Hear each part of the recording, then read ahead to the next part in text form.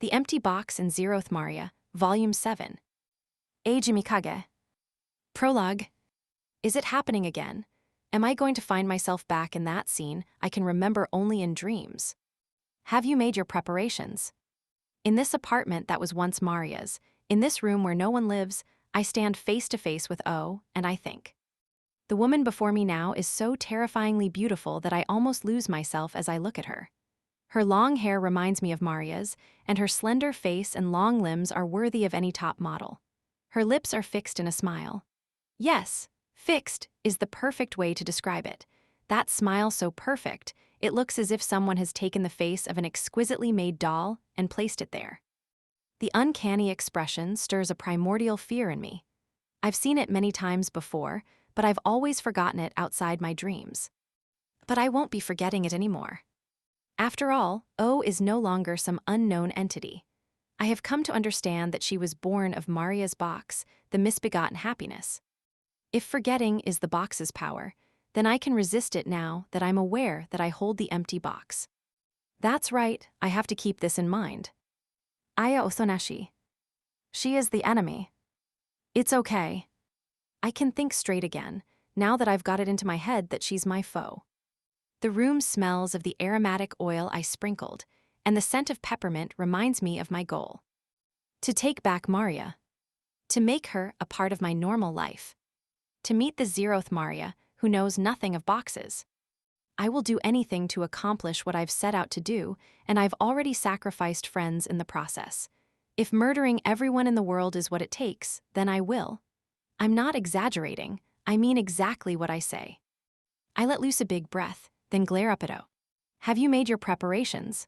She flashes that perfect, eerie smile, to say your goodbyes to this world.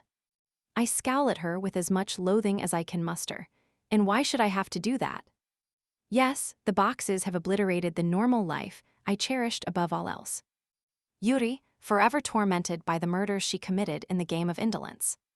Iroha lost her very self to her obsession with the false miracles of the boxes. Koudai lost his life. Ryu murdered his parents and went to prison. Riko gone missing. Kasumi can no longer walk. Kokone, deeply hurt in both body and soul, no longer able to make decisions normally. Haruaki lost his friends including me. Thaya most likely will never return. And as for me, Kazuki Hoshino. I gaze at my right hand, still freshly scarred from a self-inflicted wound. It symbolizes the horrible things I've done, the madness that's overtaken me from which I can never truly recover. But I clench my right hand closed, and a power that feels almost limitless wells up within me. That's right, no matter how hopeless the situation may be, I cannot give up on this world. You failed last time. O doesn't care as she taunts me. My angry glare doesn't seem to bother her at all. What you're trying to do is get Maria Othonashi to hand over her box of her own volition, right? You do realize your own actions have made that impossible. I bite down lightly on my lip. She's right. You sacrificed Kokone Kirino to bring down Thaya o Omine, fully aware of Maria's principles. You knew it would ensure she would never listen to another word you have to say. And you were right. Verg. I couldn't come up with anything better at the time, but Maria will likely never forgive me. I screwed myself over. I fall silent, and O carries on. Still, that doesn't matter either. Something even more disastrous is happening to you, after all. What's she talking about? O provides the answer before I can ask the question. Maria Othonashi has lost her memories of you. Why? I'm trying to get Maria to cast aside her box. All she wants is a box to wish for the happiness of others, and my goal is to make her abandon it. As resolute as she is, I never truly imagined getting through to her for a second. It was hopeless to begin with, and now she's lost her memory. I'm supposed to persuade her when she doesn't even know me. There's no way. I mean, who's going to even hear out a total stranger, much less care what they have to say? My words can't reach her anymore. I'm desperate. No, I'm despairing. And yet, there is another emotion that holds even greater sway over my heart. She forgot about me, forgot our time together. That's. No, I can't accept that. I've become a stranger to Maria. We spent a lifetime together that bound us as one with a connection tighter than any other, and it's gone. Maria, even if I do manage to see you again, will you not know who I am? Maria, even if I call out your name, will you not turn around and smile? Maria, is the Maria I know gone forever? If so, then what am I fighting for? Maybe I can destroy her misbegotten happiness, but if she doesn't remember anything about me, that will only widen the gulf between us. I can see your hope is fading. Of course it is. Even destroying the box itself won't give me what I'm truly after.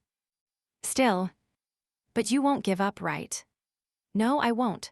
For some reason, she's exactly right. Despite the sadness weighing on me, I keep my gaze steady on O's face. Maria may no longer know who I am, but I will save her. She may not want me to, but I will. I won't give up. No, that's not entirely accurate. Now that I have the empty box, giving up isn't even on the table. I will keep pursuing her, even if it means losing myself in the process. To find her, I will dive into the suffocating, blinding darkness at the bottom of the sea. Giving up has never been an option. O's smile fades at my determination. I've never seen this intensity in her expression before, not during any of our previous confrontations within the boxes. I'll be honest with you, I find that part of you just a bit frightening. I'm her enemy. Unlike before, O now clearly regards me as a foe. There is no hope for you. It's undeniable. And yet, you still can't help but feel you will sway Maria Othonashi's heart with the power you've been granted. The power of a savior who destroys boxes. Maria's wish to make everyone's wishes come true created the misbegotten happiness. However, a box grants wishes with complete and utter thoroughness. When it granted hers, the box also manifested her belief that such a thing could never be and her unspoken desire for someone to stop her. Maria's conflicting wishes gave birth to two beings. A being who grants wishes and a savior who ruins them. O and Kazuki Hoshino. I am the knight, the only one who can rescue her. Yeah. I gaze at my wounded right hand. It holds an enormous power, a power capable of eradicating even O. The reason I don't do away with O on the spot is that destroying her would be the equivalent of destroying the misbegotten happiness. If I were to destroy that box forcibly, it would shatter Maria's mind. I know this because she rejected me, but it's also true that the only reason I exist is because she wanted me to. That's why there has to be a way, no matter how hopeless things may seem. That's what I believe, what I am able to believe. Okay, let's make one thing clear. How am I going to go about saving Maria? There's only one answer. I must free her from the girl who stands before me. I say her name. Aya Othonashi. Aya Othonashi once again smiles at me without concern. Aya Othonashi, you say? It's true that I look like her, and that I was in a sense born from her. However, I am not the actual Aya Othonashi. I guess not. You're Aya Othonashi as Maria sees her. An image come to life, completely separate from the real one who actually existed. The real Aya Othonashi was probably incredible, but no matter how extraordinary she was still human. She could never have been so otherworldly. Something within Maria led her to put the human Aya Othonashi up on a pedestal. Thinking of Maria's situation, I grit my teeth. Maria can't escape such an enormous presence. She will always be bound by this Aya Othonashi, driven by her. Aya Othonashi is the monster she wants to become, and to that end, Maria is disregarding and trying to erase her own self. So, I turn my right hand toward O threateningly. So release her, Aya Othonashi, I tell her in no uncertain terms. O is naturally unfazed. You're talking to the wrong person. I have no idea how to release her. I'm sure you don't either, of course. Yes, but still, I know exactly what action you will take. What? I don't have a clue what I should do next. O is saying she can read my next move when even I don't know what it is. How do I know? You have only one move to make, and you're going to take it, no matter how hesitant you may be, how foolhardy it may seem. It will be a vain struggle, a wasted effort, a dive into the abyss of the sea. It won't offer you a shred of hope, but it is your one option. At that, I remember what O said before. And that single option is what you were saying. Yes, to leave this world. I can't figure out exactly what she's talking about. But she's right. For some reason, I'm positive she's right. You will depart this world, most likely never to return. If my enemy vanishes forever, then it goes without saying that I win. Once that happens, Maria Othonashi will ceaselessly pursue her misbegotten, hopeless wish until she eventually consumes herself and reaches her end. All I need to do is wait. I won't let that happen, though. True, if you did return to this world, it would mean you freed Maria Othonashi using some method I had not foreseen. That would be the moment of my defeat and my disappearance. That moment would be when you free Maria Othonashi from her older sister Raya Aya Othonashi. Okay, I get it. In short, I need to make it back to the normal life I've cherished all this time. Do that, and I can meet her. The Maria who was driven so far, far away, whom I never encountered even in the repeating world. Maria, bare and unadorned. The Maria who will never experience a single loop. The Zeroth Maria. Yes, but how difficult is that going to be? My beloved normal life is already in ruins. How am I supposed to bring Maria back to a place that no longer exists? Even so, I will continue to struggle no matter how foolish it may be, exactly as O says. So this is our final showdown, Kazuki Hoshino. O spreads her arms. She sets her eyes firmly on me, and her beautiful, hideous face contorts. May you live in happiness in the misbegotten world. And O embraces me. It's revolting, but as much as I want to refuse, I can't. I try to grab O by the shoulders and push her away, but my hands are pulled into her formless body. It's like becoming entangled in a spider web. I slip in bit by bit, becoming a part of her. I can't breathe. I'm drowning inside O. Ever so slowly, I sink. It's so gradual that it feels as if my senses aren't working, but I can see the light pulling away from me, little by little. I sense faintly that I'm descending.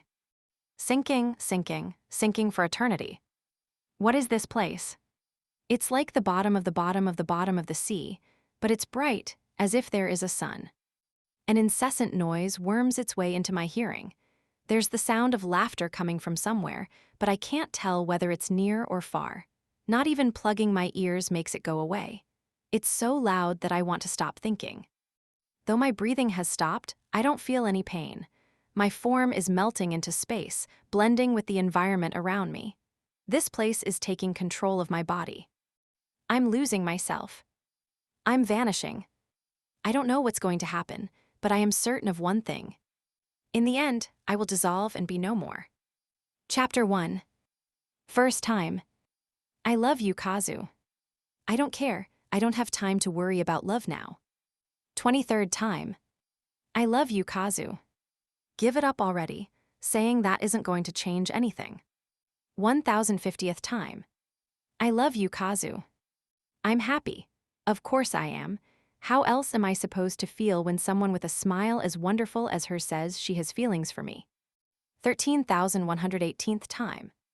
My brain is stuck in my head like a piece of gum squashed into the pavement by hundreds of shoes. An icky feeling clings to my body, like I'm swimming in a pool of used oil. I'm spinning, around and around and around and around, like I'm in a washing machine. Nothing about the scenery around me changes. It's only utter darkness and deafening laughter. I can't see anything. It's repeating. Over and over, this will continue until my body melts into the darkness. I will spin around and around, repeat over and over, until my cells break up. Again and again. I wake up. Fighting down nausea, I rub my eyes and check where I am. There's a blackboard at an angle. I must be in a classroom. Was that a dream just now? I'm lying on the floor. I get up, scratching my head. The classroom looks different from usual. For starters, the positions of the desks have changed. They've been pushed together into groups of 4 and covered with brightly striped tablecloths, and the windows are decorated with individually made paper flowers. On the blackboard, there's a cute drawing of a maid probably drawn by a girl with text written to the right of it. Cosplay Cafe. Ha ha, I chuckle mirthlessly. It's such a silly thing to see after the nightmare I had. That's right, today is October 10, Saturday. The school festival. As soon as I remember, even the babbling around me becomes comforting. What are you doing? Why are you just holding on to that thing and staring off into space? I know that voice. Hey. I turn toward it, but I quickly look away again. I mean, come on, her legs were right there, perfectly shaped in white knee socks. Oh ho, what's with that reaction? Have my beautiful legs got you all hot and bothered? No, no, as I protest, my gaze rises. Kokone Kirino is grinning down at me, dressed in a light blue maid outfit like Alice from Alice in Wonderland. Slacking off while everyone's busy. What were you doing? What was I doing before I fell asleep? I remember lying down because I was bored and wasn't sure what else to do. I had stayed up late the night before working on festival preparations, so I guess I must have dozed off. I can feel something cylindrical in my hand. That's right. I needed some energy, so I was going to eat an umaibo, my favorite flavor, corn potage. Umaibo are like energy drinks for me, and yet they're only 10 yen. So cheap. Let's all buy some. Thinking I'd better get back to work, I bite down on the thing in my hand. Clack. This is too hard for an umaibo. Why you think you can just play my alto recorder right here in the classroom? I look at what's in my right hand. For some unknown reason, I'm holding an alto recorder instead of an umaibo. A what? You a perv, what's wrong with you? Kokone screams. Tussum, no, why you've got it all wrong. Yuwa, he wants to lick my recorder. His tongue's gonna be all over it. He's gonna take it home and put it on his family's altar. He's gonna start blowing soap bubbles with it. Yeah, he's gonna be playing a cheerful little song and blowing bubbles. What kind of pervert is that? But try as I might, I really don't recall picking up an alto recorder. Which means? I let out a big sigh. Now that I've calmed down, I ask Kokone slowly, hey, you switched my umaibo for the recorder, didn't you? This had to be one of Kokone's pranks. What are you talking about? She asks, playing dumb. Why would I do something like that? What sort of mental state would make me want some boy's mouth on my recorder? We aren't even dating. What high school girl would do that? You tell me. God, use some common sense. An innocent teenage girl would never do this, right? You know that, don't you? Yes. So you stole my recorder yourself and played it. That's the only answer. You're a pervert, admit it. I'm not letting you off the hook until you do. Come on. Say I'm a pervert. At this point, fighting back would only make things worse. I surrender completely. I'm a pervert. Okay now, I'm a pervert. I stare at the spots girls missed when they were shaving and get off on their humiliation. Go ahead. I'm a pervert. I stare at the spots girls missed when they were shaving and get off on their humiliation. I'm especially into armpits. Eep a pervert, stay away. Why's she acting legitimately creeped out? It's kind of ridiculous, considering she's the one who made me say it. By the way, Kokone, you look good as a maid. Wow, way to change the subject.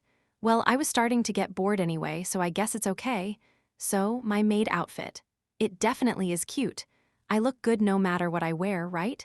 No one else comes close, don't you think? Of course, I've never seen anyone as beautiful as you. Water is wet, etc.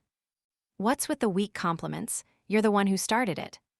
I do think she's cute, but I can't react any other way when someone's just tooting their own horn.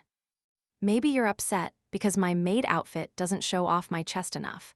You're saying I need to put my E-cup boobs out there more and seduce you. No, I'm not. So not only are you a recorder-blowing sicko with an armpit fetish, you're a knee sock-loving masophiliac. When they said it's always the quiet ones, they were talking about you. These E-cup boobs, oh wow. Someone bonks Kokone on the head before her loud rant can go on anymore.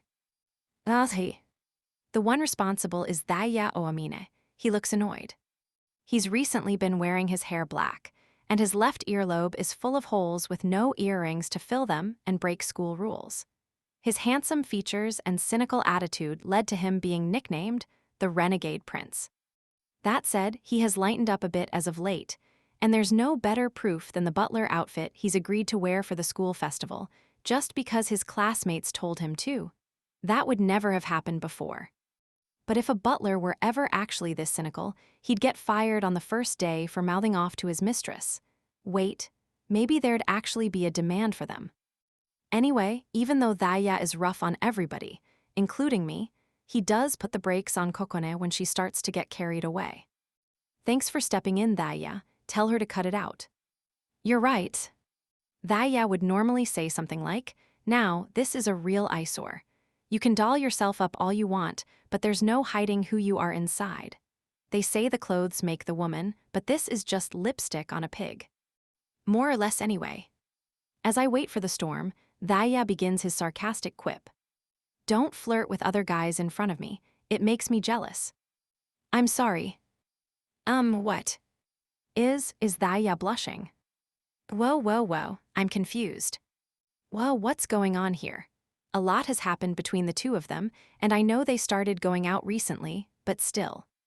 Kokone's face grows red as I watch, suggesting that she wasn't ready for that either. Hey, I don't like anyone but you, Thaya, so don't worry.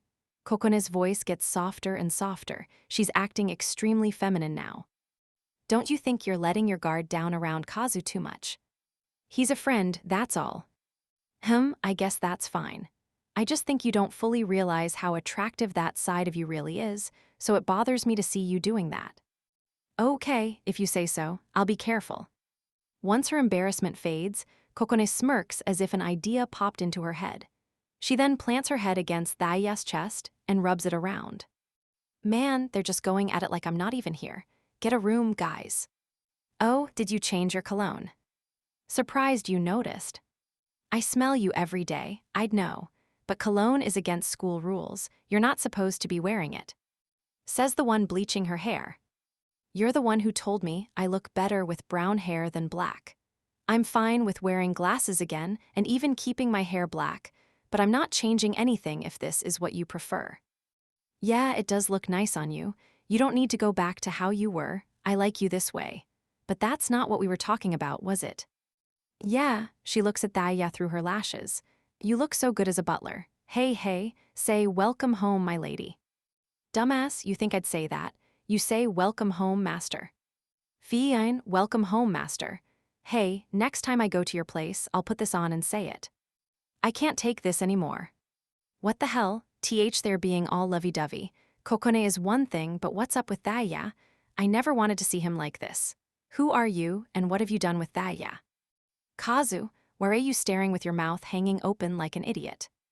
Don't ask me what's wrong. Quit showing off how flirty you are. We have to. I'm popular with girls, so if I don't demonstrate that I have a girlfriend, then there could be all sorts of problems. I have a lot I could say about that, but I'll keep it to myself for now anyway. Aren't you embarrassed? I don't recall dating someone I'd be embarrassed to be seen with. Says the guy whose cheeks are turning red. You aren't embarrassed to be with me. I'm actually proud of it.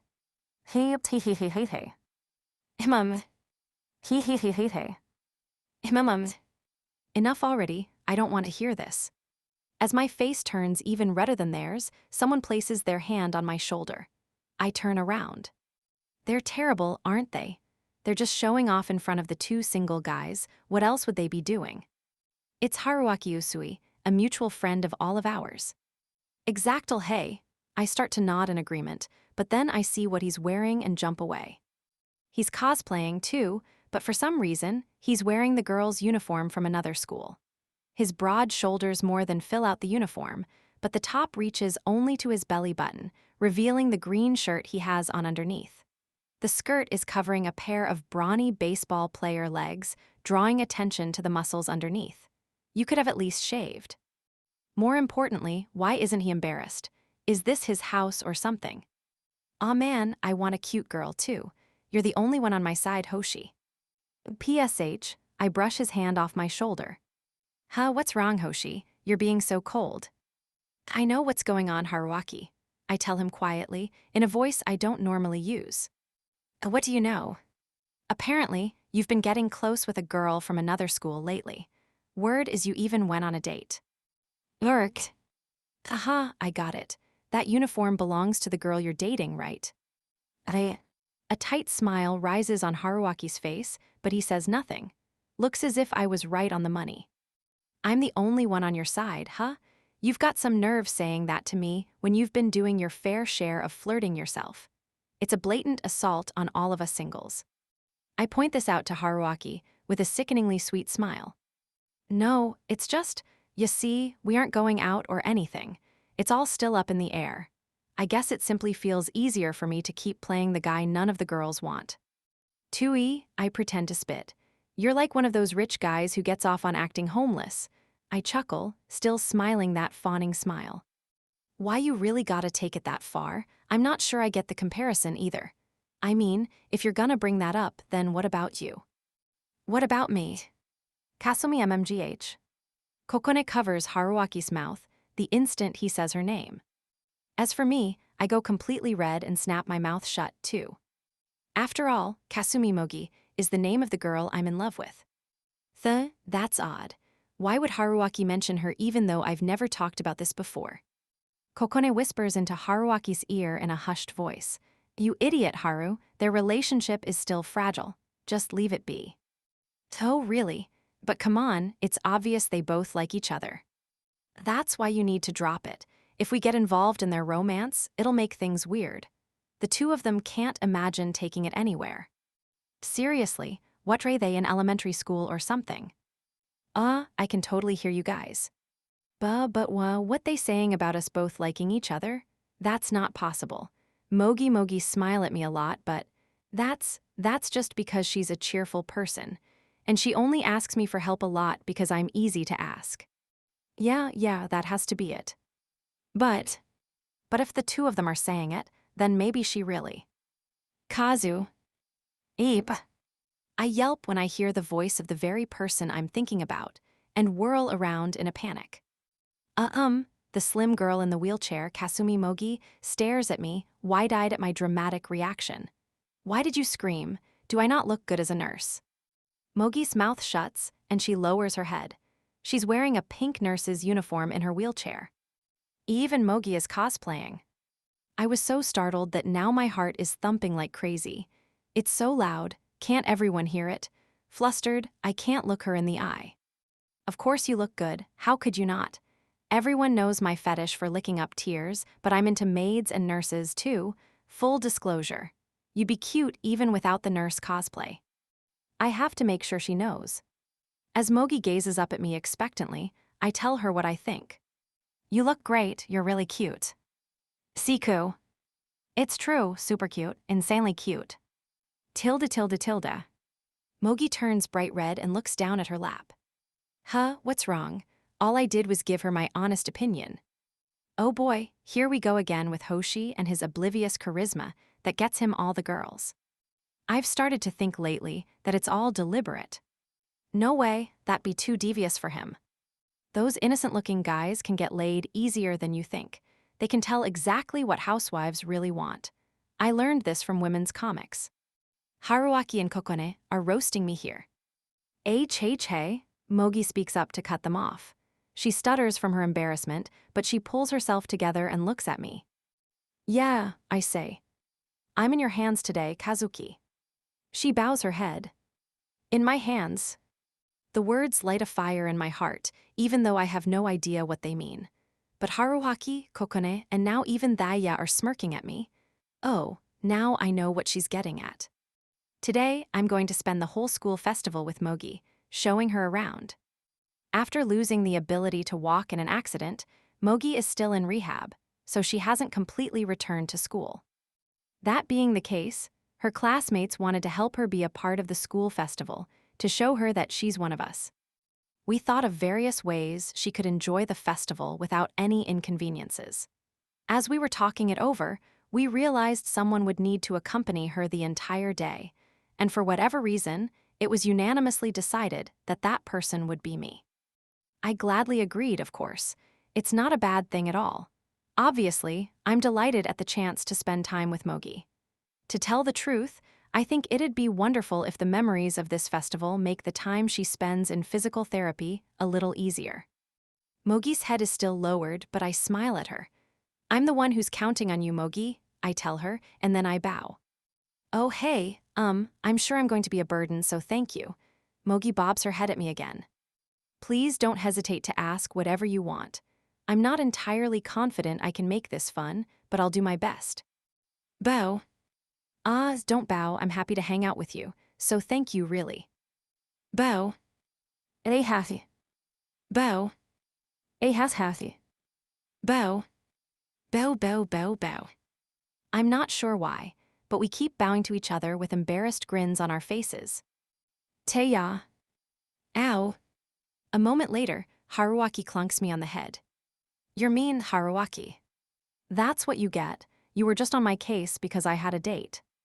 Well, I guess I am in a pretty happy place here. He's not wrong. Hey, Hoshino, you've stayed in the classroom long enough, so get moving, calls our class president, Miyazaki. He sounds slightly annoyed. He's not especially pissed off at us. That's his default attitude. Guess we'll head out then, I say to him, taking the handles of the wheelchair. Let's go, Mogi. Okay. And with that, I begin pushing the wheelchair. Yep, this is it.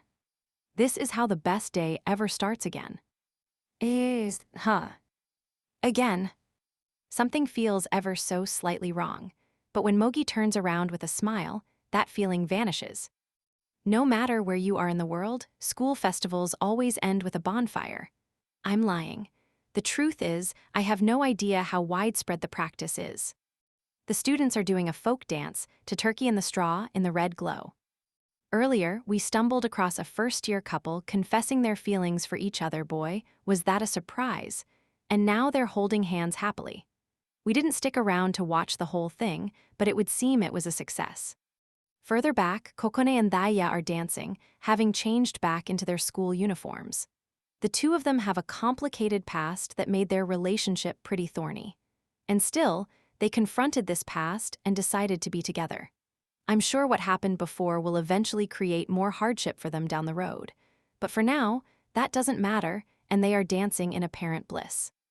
Mogi is back in her school clothes, too, sitting in her wheelchair and staring into the rippling flames. Her gaze is intense, as if she's trying to engrave this moment deeply into her memory. These special moments don't come often. I may only be in my second year of high school, but I can tell that much. These bright, youthful memories are the treasures of a lifetime, ones that I will tightly hold on to forever. I'm sure that goes for Kokone and Daya and most of the other students here. This school festival will become a story to remember when they get older. Not all of those stories may be fun ones, but this special day will most likely have an ongoing significance in their lives. After all, it'll never come again. Observing the dancing couples, Mogi softly mutters, "It must be nice." I react with a start. I mean, Mogi can't dance in her condition. She notices my surprise and waves her hand vigorously. Oh, it's not what you're thinking. I'm not sad because I can't dance. I'm just jealous that they can be together on such a special day. I instantly know she's telling the truth. Her expression is perfectly content. Kazu. We did spend all day together, so I understand how she feels. Back when I ended up like this, I had this thought, that I could never be happy again, at least not in the normal way. Maybe I could force myself to be cheerful, maybe I could find the bright side here or there, but no matter what, my condition would always haunt me. I thought that, even when I had a smile on my face, it would always be lingering in my mind somewhere. What she's saying has a self-deprecating edge to it, but Mogi's expression is peaceful. But you know, I never felt any frustration or depression about it today. Not even once. It's true, this is huge. I really want to dance with you, but the fact is that I can't, and you know what? I'm completely fine with that. And I'm not lying to myself because I don't have a choice or something. I'm just thinking it's okay because I'm still happy anyway. Isn't that amazing? I grin and nod deeply. I've enjoyed today, truly, and I'm so happy with myself for it. Mogi squeezes my hand. Thank you for helping me feel this way. I'm sure the red tint on her cheeks is more than the firelight. As I see her expression, I know what she's going to say next. I love you, Kazu. That smile is more beautiful than anything in the world. No exaggeration, that's really what I think. And this smile is for me and me alone. Of course, nothing in the world could make me happier. I would do anything to protect this smile. This feeling welling in my chest is almost too much to contain and threatens to spill out of my mouth. Every cell in my body is jumping for joy. This is the greatest day in my life, bar none. This day that I want to repeat over and over again. This charade is a pile of horseshit. A cold breeze joins the warm one brushing my cheek, and the knife-like chill instantly cools the madness in my head. Man, this place is disgusting. The tender scene in shades of red looks like an oil painting now, covered in a sheen of strangeness. And that's all it is, an empty image. Hey, I laugh with contempt. I was such an idiot to not remember until now. Ikazu. Mogi's head is tilted in confusion at the sudden change, but I ignore her and look at my right hand. I knew it, the scar is missing. The resolution I made to save Maria has vanished. I can't use my ability to destroy boxes in this state. I look into Mogi's wide eyes. I'm happy she let me know how she feels. Her feelings are unmistakably sincere, and after so many loops, I've grown more and more attracted to her until my feelings for her became real too. I'm completely in love with her. But there is nothing beyond this tale. It ends with her professing her feelings and me reciprocating. No further developments. Yeah, now that I think about it, I've been through this before. My role was different, but I experienced it in the rejecting classroom. Mogi confessed her love to me countless times. She was glad her feelings were reciprocated, but she still despaired because it never went beyond that. Just as before, it's all worthless. Yes, comfortable though it may be, this world is a lie. No matter how happy it seems, that happiness will always be fake. Right. I mean, she isn't here. Maria isn't here. This is a world that functions on the premise of her absence. A happy ending, of a sort. Maybe we could have found ourselves living this life if she hadn't brought the boxes into our midst. Maybe it was all the fault of of the misbegotten happiness. By bringing in the anomaly of the boxes, Maria has proved harmful to us. But it doesn't matter. I live only for Maria. Kazu, what's wrong? While this situation is exactly like the one from the rejecting classroom way back when, I doubt Mogi is trying to seduce me again. But I can't imagine it's a total coincidence, either. Maria was affected by spending such a long time in that world of repetition. Because of that, her misbegotten happiness gained a power similar to the rejecting classrooms. Namely, the ability to maintain a life of eternal bliss. It's all a sham, though just a loop of a single day. That's right, my enemy, intentionally captured me and threw me into this realm. The moment I accept this happiness, the moment I decide I'm okay with Maria's absence, I will have lost to and I will remain a prisoner here. That's why I have to say what I'm about to say to Mogi. For the two of us for whom tomorrow will never, ever arrive, this relationship leaves me only one reply. Wait until tomorrow, I tell her in a strained voice, then I turn my back on Mogi and run off. Keikazu. Ignoring her calls for me to stop, I enter the school and bound up the stairs to the roof. As soon as I open the door, the light of the setting sun shines into my eyes.